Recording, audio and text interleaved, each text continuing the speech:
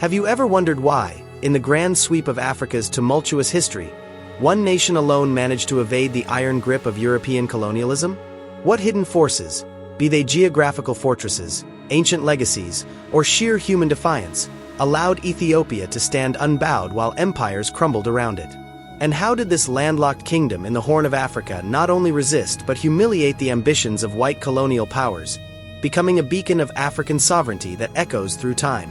To unravel this enigma, we must journey back millennia, far beyond the infamous scramble for Africa in the late 19th century.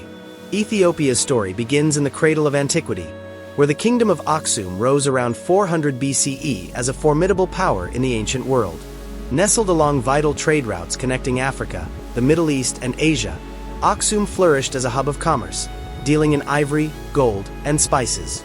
It was one of the four great empires of its era, rivaling Rome, Persia, and China in influence and sophistication. This early statehood fostered a deep sense of unity and organizational prowess among its people, from humble farmers to ruling elites, that would prove invaluable in later centuries. By the 4th century CE, under King Ezana, Aksum adopted Christianity, making Ethiopia one of the world's oldest Christian nations. This religious identity not only solidified internal cohesion but also positioned Ethiopia as a civilized entity in the eyes of European powers, who often justified colonization by deeming African societies as pagan or barbaric. Yet, this faith also bred a fierce independence. Ethiopian Christians viewed their land as a sacred inheritance, tied to biblical lore, including the legendary claim that their emperors descended from King Solomon and the Queen of Sheba. Geography played a starring role in this drama of resistance, acting as an impenetrable shield against would-be conquerors. Ethiopia's rugged highlands, soaring plateaus, and deep valleys, often referred to as the roof of Africa, created a natural fortress. The Ethiopian plateau, averaging over 1,800 meters in elevation, is dissected by treacherous gorges and escarpments, making large-scale invasions a logistical nightmare. Harsh climates, from scorching lowlands to rainy highlands, further deterred foreign armies unaccustomed to such terrain. This isolation allowed Ethiopia to develop in relative autonomy, free from the coastal vulnerabilities that doomed many other African societies to early European incursions. European explorers and traders, arriving as early as the 15th century via Portuguese expeditions, found not a fragmented tribal landscape but a centralized monarchy capable of diplomacy and defense. The Portuguese, for instance, allied with Ethiopian Emperor Lebna Dengel in the 16th century to fend off Ottoman threats, providing firearms in exchange for religious and strategic favors.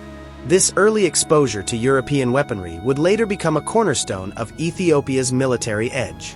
Fast forward to the 19th century, a period of profound transformation under visionary emperors who modernized and unified the nation. Emperor Tewodros II R. 1855 to 1868, centralized power, abolishing feudal rivalries and building a professional army equipped with imported rifles. His successor, Johannes IV R. 1872 to 1889, repelled Egyptian and Sudanese invasions, further honing Ethiopia's martial traditions. But it was Emperor Menelik II R. 1889 to 1913, who elevated Ethiopia to a force that could challenge Europe head-on.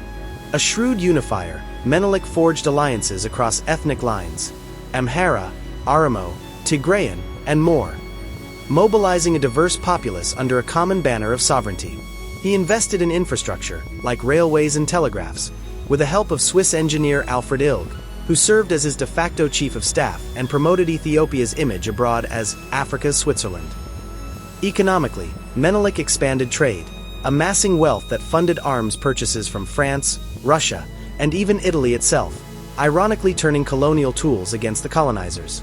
The stage for direct confrontation was set during the scramble for Africa, when European powers partitioned the continent at the 1884 to 1885 Berlin Conference, ignoring African agency. Italy, a latecomer to imperialism, eyed Ethiopia to bolster its prestige and secure a Red Sea empire. In 1885, Italian forces occupied Massawa, a key port, and pushed into Eritrea, then an Ethiopian province. To legitimize their claims, Italy signed the Treaty of Wuchel, also known as Uxiali, with Menelik in 1889. This agreement recognized Italian control over Eritrea in exchange for loans and arms, but a linguistic trap lurked within. The Italian version implied Ethiopia was an Italian protectorate, obligating it to conduct foreign affairs through Rome, while the Amharic version made this optional. When Menelik discovered the discrepancy in 1893, he denounced the treaty, sparking outrage in Italy and setting the path to war. Italy's Prime Minister Francesco Crispi, eager for glory, escalated tensions, viewing Ethiopia as an easy conquest to unite a divided Italy. Italian troops advanced, but Ethiopian resistance was swift and strategic. In December 1895, at the Battle of Adwa, Ethiopian forces under Ras Makonnen annihilated an Italian column. Then, at Mekelle, Empress Teitu Batul, Menelik's formidable wife and a tactical genius, commanded her own army of 5,000 and orchestrated a siege by cutting off the fort's water supply, forcing surrender after weeks of deprivation. Teitu's role cannot be overstated. A fierce anti-colonialist, she rallied troops with fiery speeches and even participated in battles, embodying the indomitable spirit of Ethiopian women in warfare. The climax unfolded on March 1, 1896, at Adwa, a dusty town in northern Ethiopia. Menelik amassed an army of 80,000 to 120,000 warriors, many armed with modern rifles and artillery smuggled from Europe. Italian General Oreste Barrichelli, under pressure from Crispi, led about 17,000 troops into a hasty advance, hampered by poor maps, supply shortages, and unfamiliar terrain. The Ethiopians, leveraging their knowledge of the land, outflanked the divided Italian brigades. False rumors spread by Ethiopian spies exaggerated their numbers, sowing panic. By day's end, the Italians suffered a crushing defeat. Over 6,000 killed, thousands captured, and their artillery abandoned. This wasn't just a battle. It was a masterclass in asymmetric warfare, where unity, intelligence, and adaptability triumphed over technological superiority. The fallout reverberated across continents. Italy's government collapsed amid public humiliation, and European powers were forced to reckon with African resilience.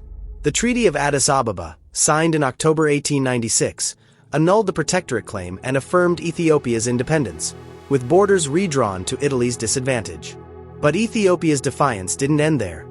It inspired global movements, from Pan-Africanists like Marcus Garvey to future leaders in the decolonization era. Yet, lurking on the horizon were new threats, as fascist Italy under Benito Mussolini eyed revenge in the 1930s, deploying poison gas and air power in a brutal invasion that tested Ethiopia's mettle like never before. But make no mistake, even in the face of mustard gas clouds drifting over beleaguered villages and Fiat biplanes raining terror from the skies, Ethiopia's power revealed itself not in brute force alone, but in an unyielding defiance forged from the anvil of history. Mussolini's forces, numbering over 500,000 with tanks, artillery, and chemical munitions, banned under international law but deployed with impunity, overran Addis Ababa in May 1936, declaring the short-lived Italian East Africa Empire. Yet, this was no conquest. It was a spark to Ethiopia's guerrilla inferno. The Arbanyak, patriots, emerged as shadowy legions of farmers, nobles, and monks, melting into the highlands to wage a 5-year war of ambushes, sabotage, and hit-and-run raids.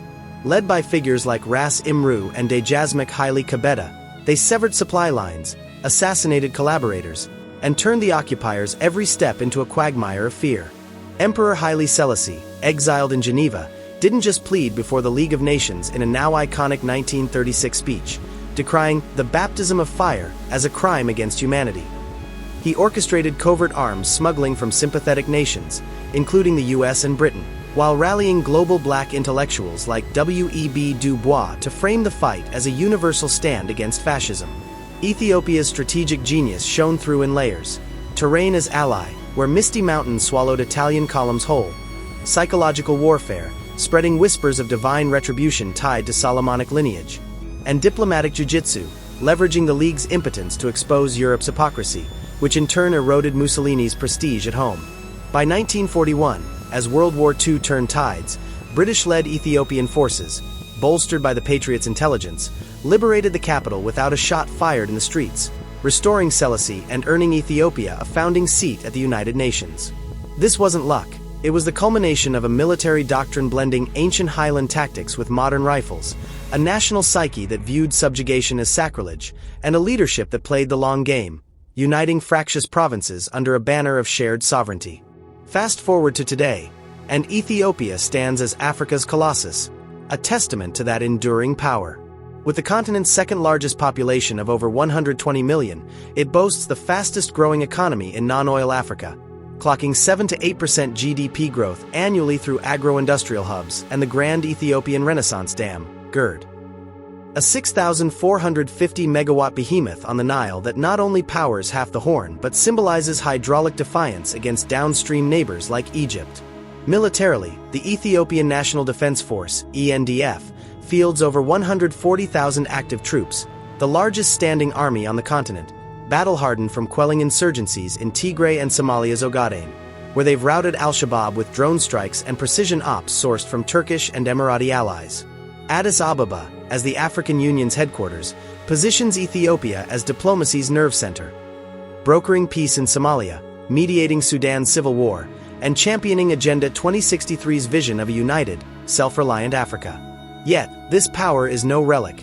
It's kinetic, pulsing through youth-led tech startups in the Silicon Savannah, and a diaspora remitting $5 billion yearly, fueling resilience against climate shocks and border skirmishes.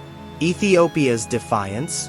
It's etched in GERD's unyielding turbines, refusing arbitration to upstream powers, and in its pivot from Western aid dependency toward BRICS partnerships, echoing Menelik's arms deals but on a geopolitical scale. But here's the thunderous question. If Ethiopia's flame burned bright through centuries of encirclement, why now, in 2025, does it flicker across the continent like a prairie fire, igniting revolutions that claw back what colonialism stole?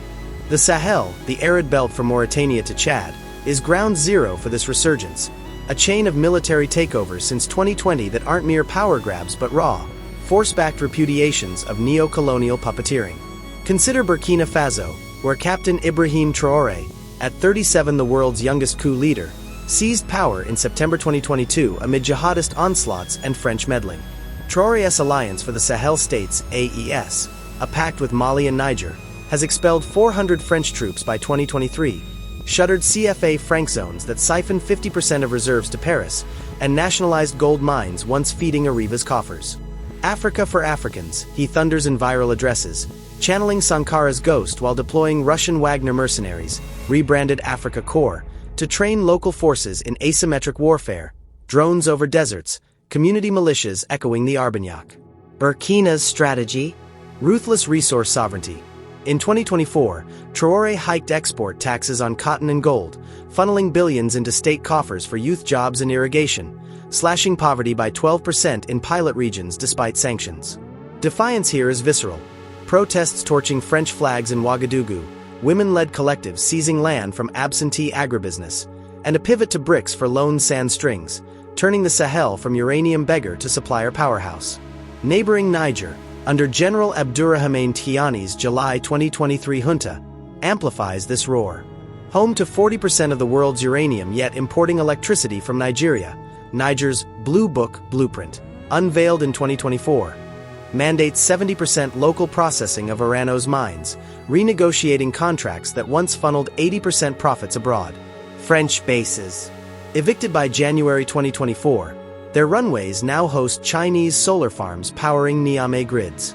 U.S. drones, withdrawn amid protests, replaced by homegrown surveillance from Huawei kits.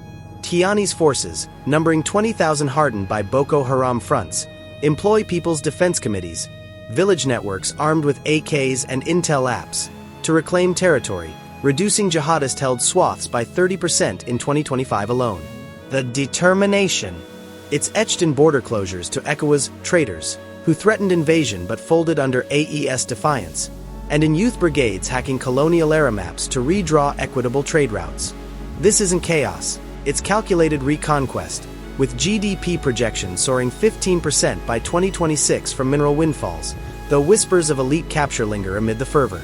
Mali sets the template, its 2020 to 2021 double coup under Colonel Assimi Goïta birthing a model of hybrid resistance. French Barkhane ousted in 2022, Russian Mi-24 gunships filling the void, and a 2024 mining code clawing back 35% equity in Barrick Gold's Lulugaon Kodo pits. Goïta's playbook, dissolving parliament, banning foreign NGOs as spies, and launching Operation Horus to purge Tuareg separatists, mirrors Menelik's ethnic federations but with digital twists, blockchain-tracked aid to sidestep Paris pipelines, satellite-monitored borders thwarting arms smuggling. Casualties mount, over 10,000 since 2020, but so does resolve, with Bamako rallies chanting "No more gendarmes in turbans," a jab at lingering French influence. This Sahelian storm surges southward, rippling into Guinea's 2021 coup, where Mamadi Doumbouya nationalized bauxite giants Rio Tinto and Alcoa, demanding 85% local hiring and tech transfers. Into Chad's 2021 transition junta, arming herder militias against Libyan spillovers. Even Sudan, where 2023's civil war pits rapid support forces against the army in a brutal scramble over gold smuggling routes once greased by UAE and Russian proxies. Anti-colonial fury boils and protests. Senegal's 2024 youth uprising toppling Macky Sall's third-term bid, echoing Adwa's mass mobilizations. Zimbabwe's ongoing land audits forcing white farmers to lease under black equity laws, a 25-year echo of Mugabe's farms but forceful redux. Russia rides this wave, peddling AKs and disinformation via telegram channels glorifying decolonizers, while China builds rail sans reparations. Yet critics warn of new overlords, as juntas sideline civilians for barracks rule. BRICS summits in 2025 buzz with African voices demanding veto power, turning G20 sidelines into sovereignty salons. And as these forces collide, juntas versus juntas, resources versus rhetoric, the question hangs heavier.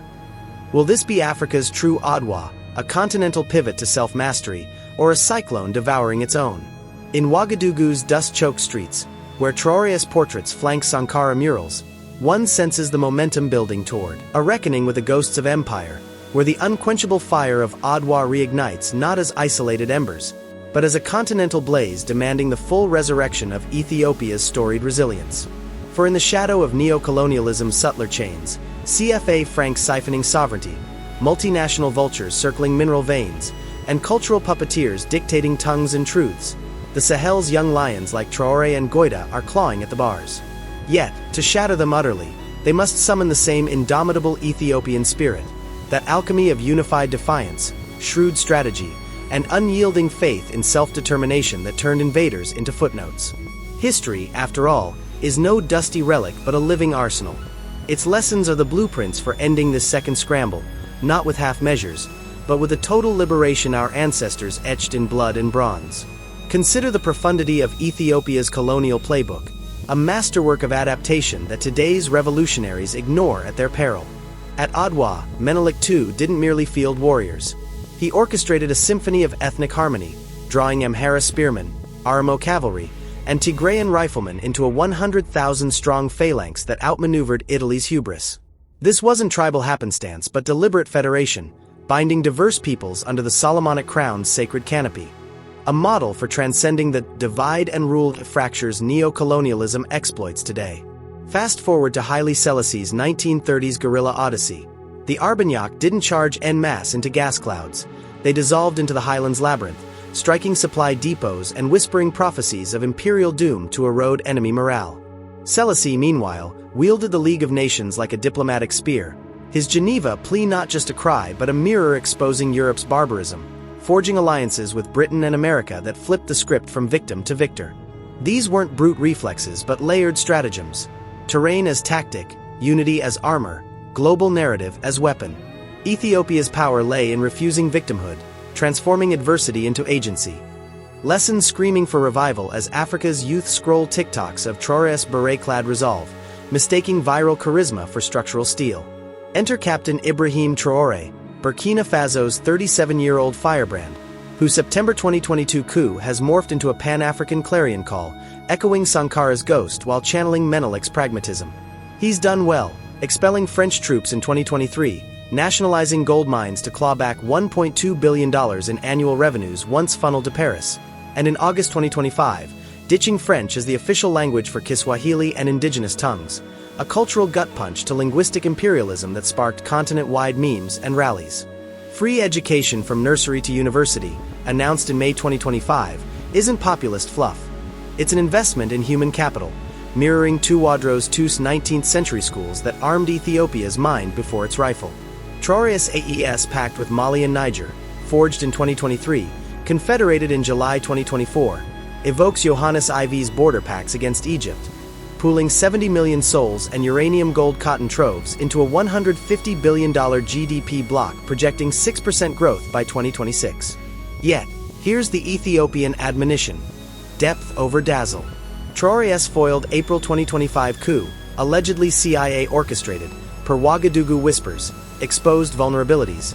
Burkina's $5.6 billion debt lingers like Italian ghosts at Adwa, and jihadist shadows claim 40% of territory despite Russian drones. To follow ancestors' suit, he must deepen that Menelik-esque centralization, convene Adwa councils across AES ethnic lines, not just for security but economic equity, blockchain tracking mineral royalties to villages, as Mali's 2024 mining code demands 35% state stakes. And diplomacy. Traoré's May 2025 Moscow jaunt, rubbing shoulders with Putin amid U.S. General Langley's gold grab accusations, nods to Selassie's League gambit, rallying BRICS for no-strings loans. But beware over-reliance.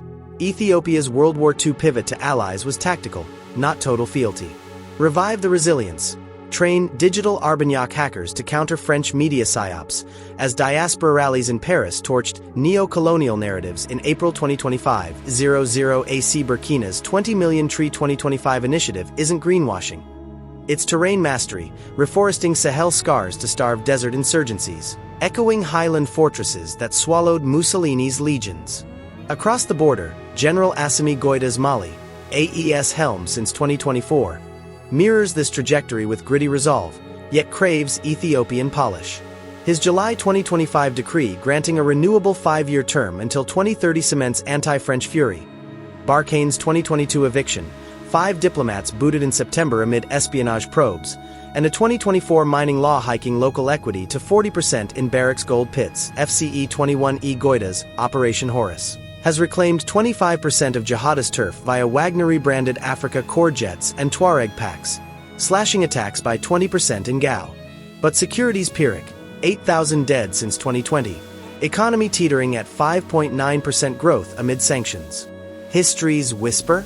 Emulate Teitu Batul's siege at Mekelle, cut not just water, but neo-colonial lifelines.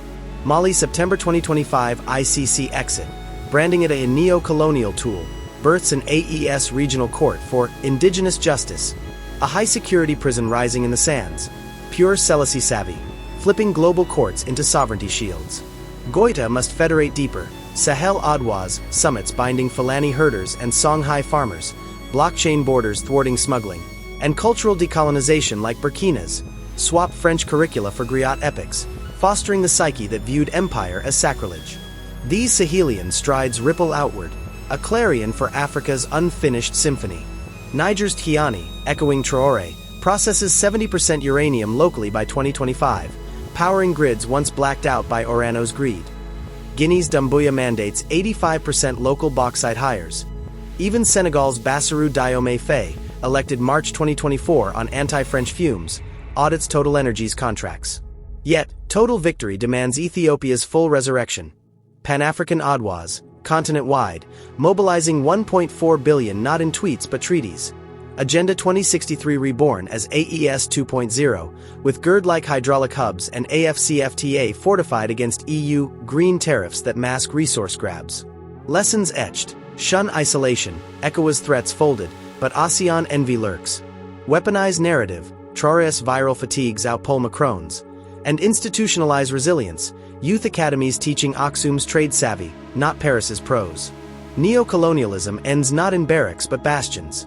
Sovereign currencies ditching CFA's euro yoke, indigenous courts jailing extractive elites, and a black silk road from Addis to Ouagadougou, BRICS-backed, weaving economic webs Europe can't sever. As the sun dips over the Ethiopian plateau on this September eve in 2025, casting long shadows on GERD's defiant spires, one hears the ancestors' chorus. From Aksum's obelisks to Adwa's dust, from Armagnac whispers to Traoré's thunder, we are not survivors, but sovereigns. The Sahel's fire, fanned by Goïta's grit and Traoré's vision, now laps at Africa's edges, promising not just resistance, but renaissance. Will the continent heed the call, forging unity from diversity, strategy from scars, to bury neo-colonialism in history's unmarked grave? The momentum builds, inexorable as the Nile's flow, toward a dawn where Africa's children, unbowed and unbound, claim the tomorrow their forebears only dreamed.